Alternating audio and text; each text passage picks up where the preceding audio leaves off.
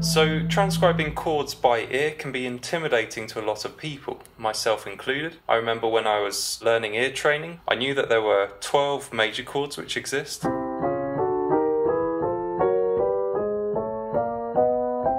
And there are 12 minor chords.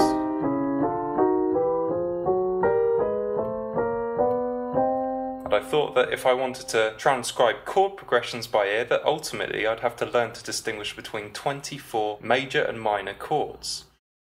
However, this is not the case at all, and the only reason that I thought that was that I hadn't yet restricted my playing to one key. So I was playing a range of pieces in a range of keys, and sure enough, as I played from one piece to the next, I would encounter all 24 major and minor chords. But when you line everything up and you view everything within one key, you realise that there are actually very few chords being used over and over again. And the one thing changing is the key signature, but not the notes and not the chords.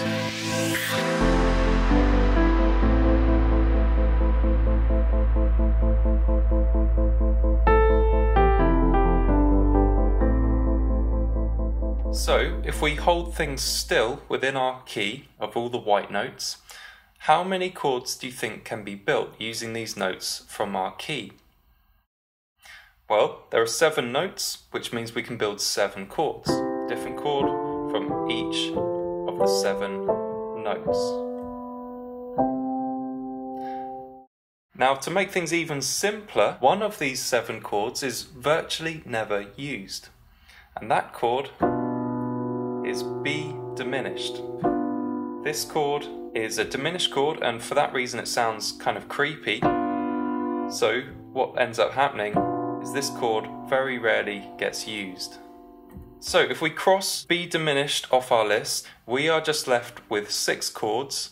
3 of these chords are major chords: C major, F major, and G major. And 3 of these chords are minor chords: A minor, D minor, and E minor. And these 6 chords make up the vast majority of Western music. And ultimately, to transcribe chords by ear, all you have to do is to learn to distinguish between 3 major chords and 3 minor chords.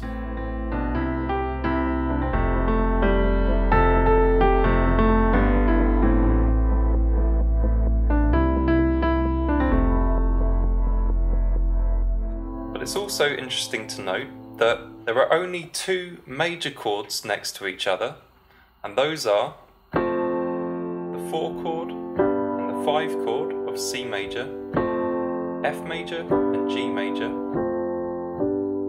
which means if you hear a major chord move up a step to another major chord, then it can only be the 4 chord and the 5 chord.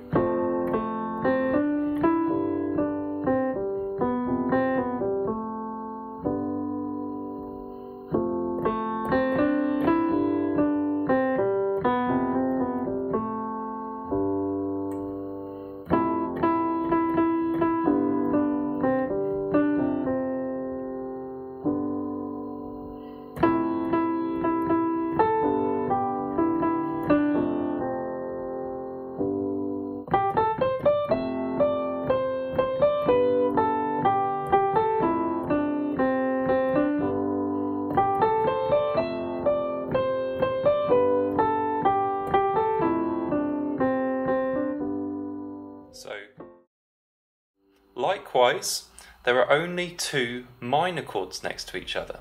Those are the 2 chord and the 3 chord, numbering from C major, or the 4 chord and 5 chord of the relative minor. Same exact chords, which means if you hear a minor chord move up in step to another minor chord, it can only be the 2 chord and the 3 chord.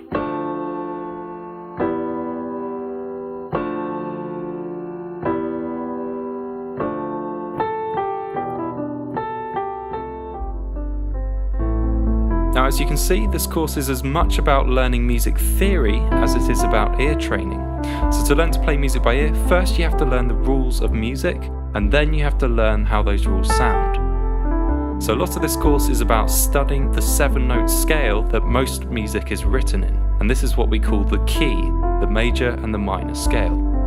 So by studying the key first, you know what can and can't happen, and you can always narrow down your choices before you even need to use your ear.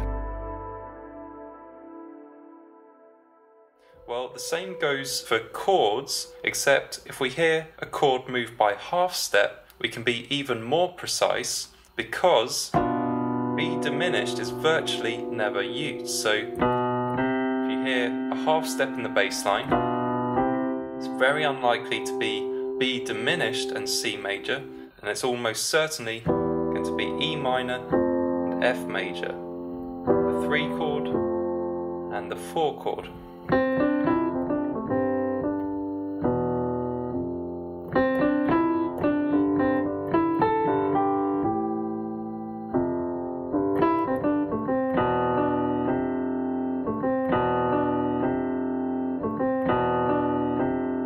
So there's a chord moving by half step.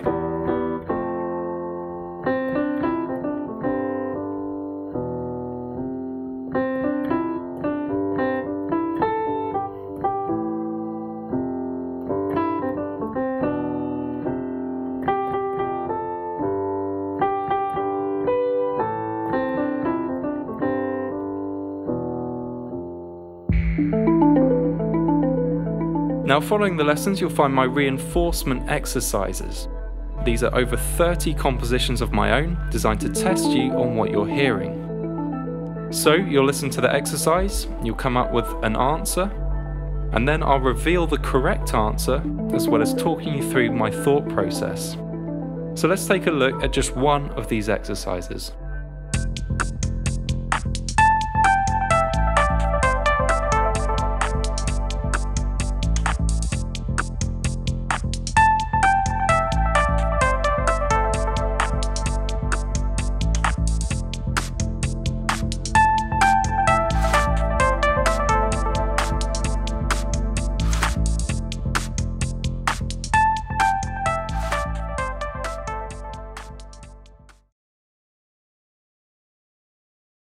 Okay, so this is a standard pentatonic melody. In the key of C major, A minor, I'm hearing A, G, E, D, C, D, E, A. A, G, E, D, C, D, E, A. And how do I know that this is a pentatonic melody? Well, I can hear the interval patterns are pentatonic.